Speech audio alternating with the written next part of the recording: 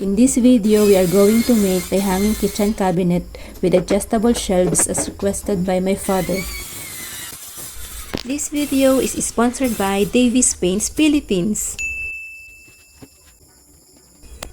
First, cut all the pieces based on your desired dimensions using the circular saw.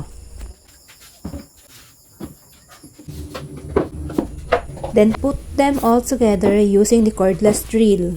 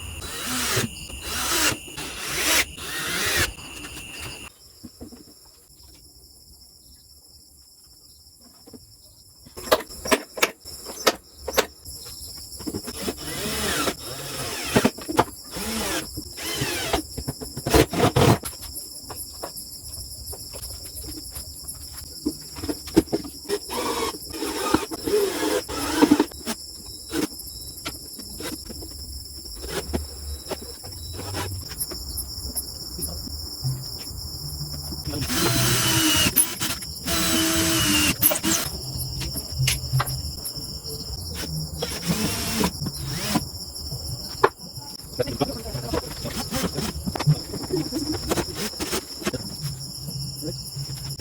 started removing the cabinet doors, handles, and hinges, then sanded all the surfaces.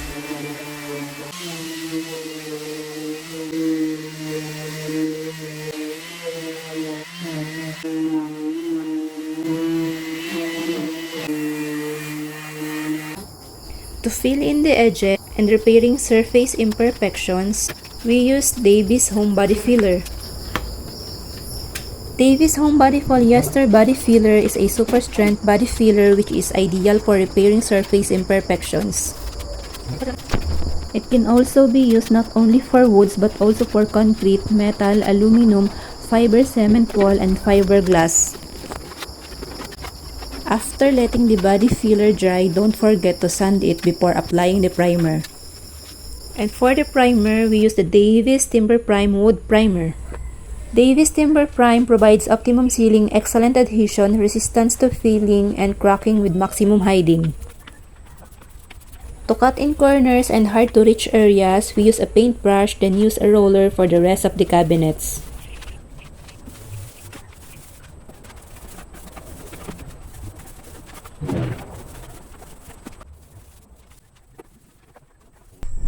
And for the top coating, we use Davies Aqua Gloss It. Davies Aqua Gloss It is a high-gloss 100% acrylic water-based paint. We chose the color Fine Sand for the side panel and white for the remaining parts of the cabinet.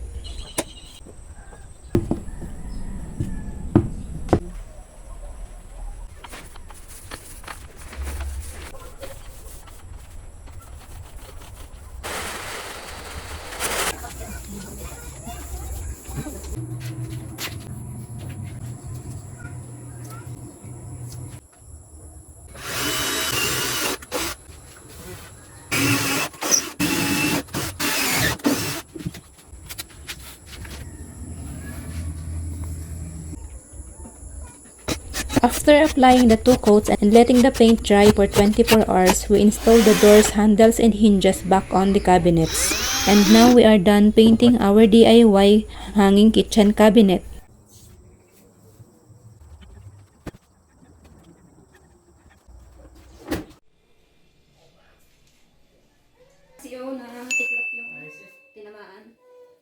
No. Lumitaw. Yeah. Lap ng pinto. Thank you, Davies Paints Philippines! Iba talaga pagtatak, Davies.